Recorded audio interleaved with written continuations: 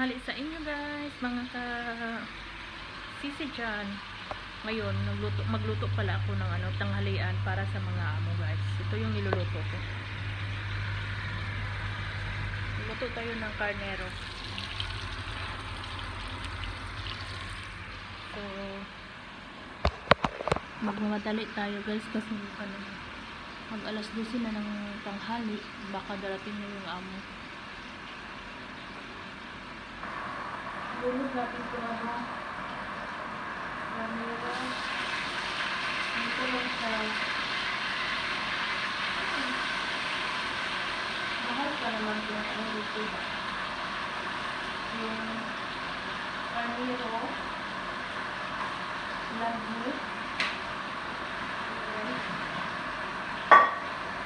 meron pa yung rice dito. Yung rice natin. So, ganito ako magluto ng rice. Ano muna natin ng mga half an hour. Okay na yun. And then, mamaya, magpakulo tayo ng tubig. So, ganito lang. Kasi hindi ito tayo. Hindi ko sinila dito sa tubig.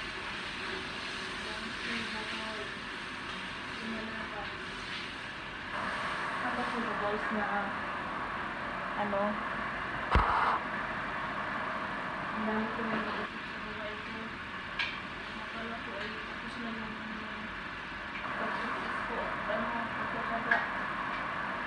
So ngayon, ito pala ang buhay mo. Pag may anak tayo na kapaka-aralin na wala talaga pag-aralin ng anak. Tapos wala ka na maayos na talaga wala kang sakit na ito.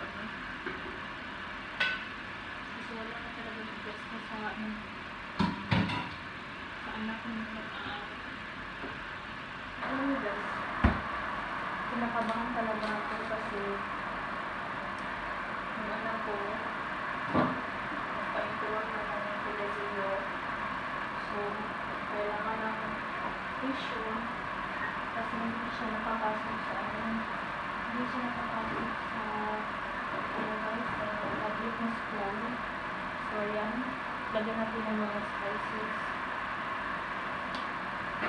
And then, sa private, kailangan talaga ng tuition, diba? And then, anak kong natintin siya na gusto niya mag-aral kasi ikaw na nanay. Parang pinabahan ka din ba? Hindi mo pa kaya gusto ka ng anak mo kasi, diba, pag hindi mo malaki talaga ang gastos. Ang nasa ko sa sarili ko, paibot ko na lang yung anak ko. Gagawin ko ang mga kayaman ko. Aral ng anak ko. So, 2 araw na siya dito tapos nag-enroll. So, nagbayad na siya. So, nag-message siya sa akin na guys na hindi na naman yung subject. Ganun pala yung kolehiyo, no? So, kailangan 9 yung subject na niya. So, pang mga niya is ito pala. So, yung itong subject guys, yung tuition mo yun, natotal na kasi is 31 papunta ng 22,000. Kung siya, papunta siya ng 28,000 guys. Makukuha niya. Siguro po, pag may trabaho ka, hindi tayo mawala ng pag-asa, diba? Laban na tayo. So, ang gusto mo ko na course is yung gusto mo talaga din ang investment is tourism. So, ito papunta siya na ibang course o ayaw na talaga. So, diba, hindi naman tayo din nakapasok sa school, hindi naman tayo din nag-aral. So, support na lang tayo. Support na lang tayo sa anak natin kung ano gusto nila ba sa kasi mag-aral sila ng maayos guys, diba? So, ayan nga, tourism yung gusto niya. Hindi ko nagsimula yung school guys, pero yung pinabahan na talaga ako. So, sana ano ng procedure. Kaya ko yung kapatid ko or yung jowa ko, sabi naman nila, nagawa ko mag-alala kasi tulong-tulong daw kami.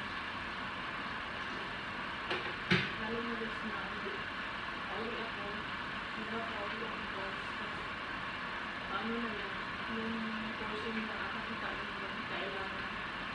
Lalo ka lang portion. Kaya sabi ko, magdasal lang ako sa Panginoon na makayanan ko. Gagawin ko ang lahat para makabayan. Nakapag-aaralan ng anak ko guys. Kasi sila na dito. Gusto mo talagang mag-aral. Tapos man, kung hindi ako mag-aral mo ko na dito, kasi sa hirap ng buhay dati, yung anak ko na lang naging ano ko, sandata ng buhay ko. Diba guys? So, ayan, simula na. So, yung pasokan pala is sa August 12, yung start ng first day of school nila. Ako, laban lang tayo yung mga nanay yung may mga pinaka-aaral na mga anak. So, yun. Ano tayo dito? Yan kasi akong labahan. Hindi na dryer dito. Ayan, gusto natin yung dryer natin na yun na to. Gamit ko.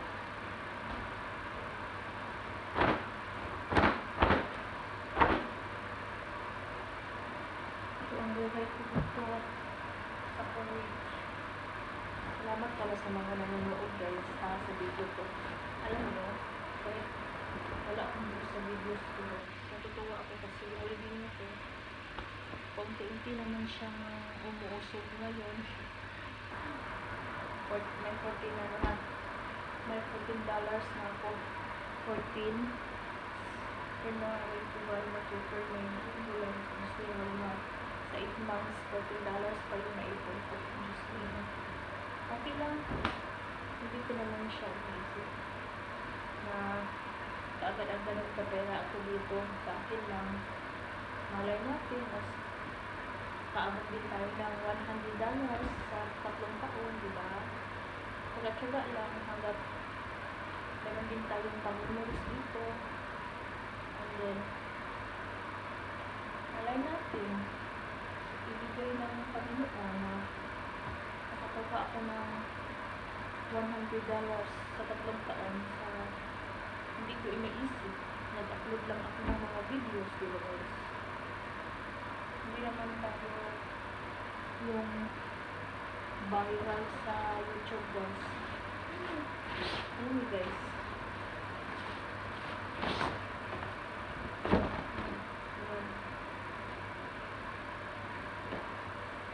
Alam mo yung yung Kalingap, Team Kalingap na sila, Kuya Balos, sila Kalingap para mga andami siya ng mga yung tumutulong nagpabangkay.